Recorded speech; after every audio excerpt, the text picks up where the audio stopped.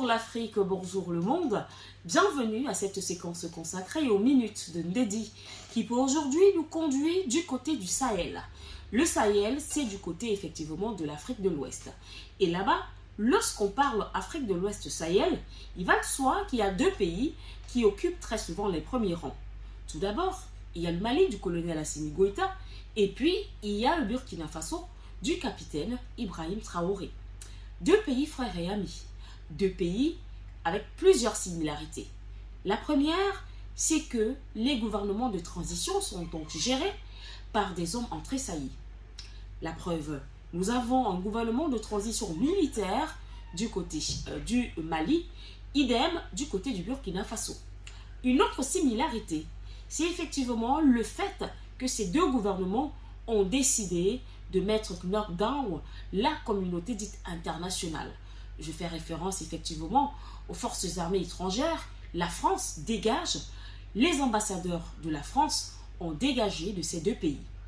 Une autre similarité, c'est effectivement les forces armées étrangères. Nous parlons là de la MINUSMA, nous parlons également des forces onusiennes présentes encore pour le moment dans ces pays.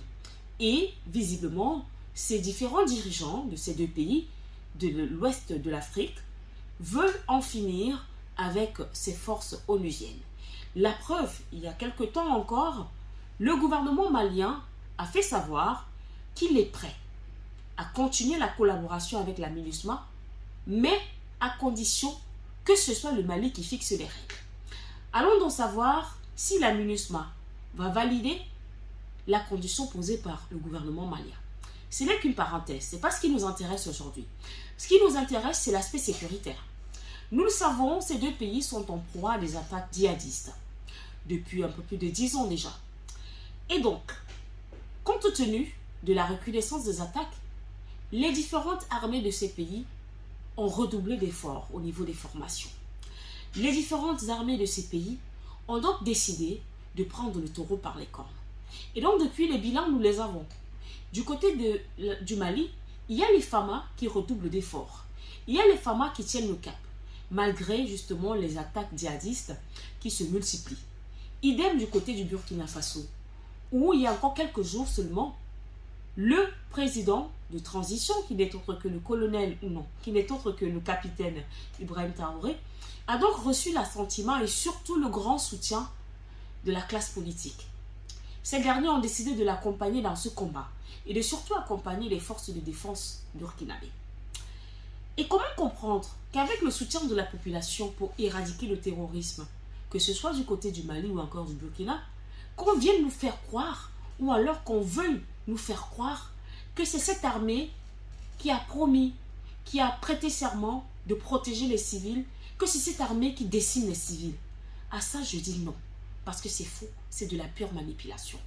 Et c'est une stratégie qui a commencé à se développer du côté de la République centrafricaine. Je vous explique.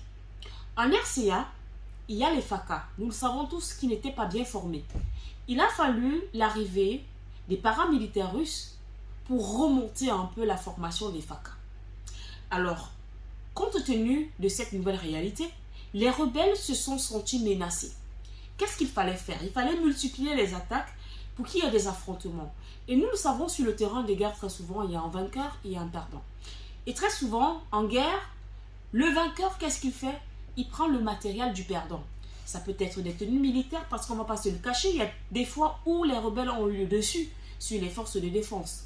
Et quand c'est le cas, ces rebelles, qu'est-ce qu'ils font?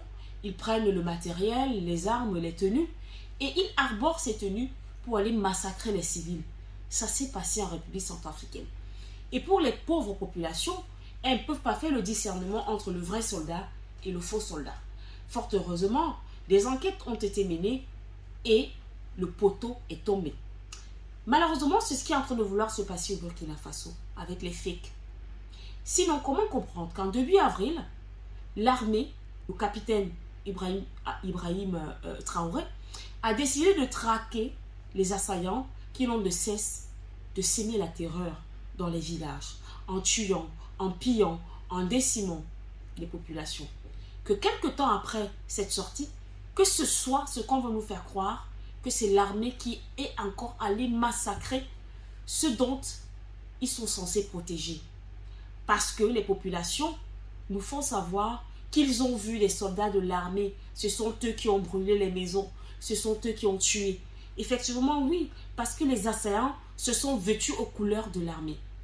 Et le comble, c'est que les médias mainstream n'ont de cesse de faire rouler le fake news.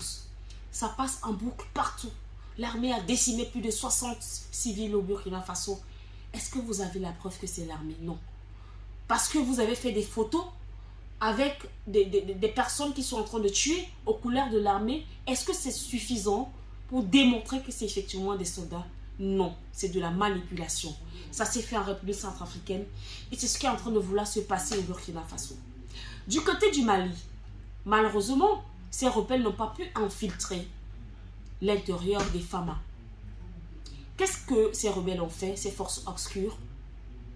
Ces forces obscures ont décidé de propager des fake news en faisant croire qu'il y a eu des attaques. Je prends le cas de Tessit, en disant qu'il y a eu 17 soldats qui sont morts, il y a 9 civils qui ont été tués, il y a des blessés.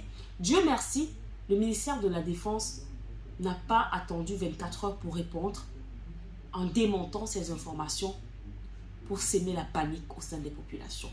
Et je me rappelle, le ministère de la Défense a fait comprendre aux siens que la seule communication à prendre en compte en ce qui concerne la sécurité au Mali, c'est la communication qui vient du ministère de la Défense.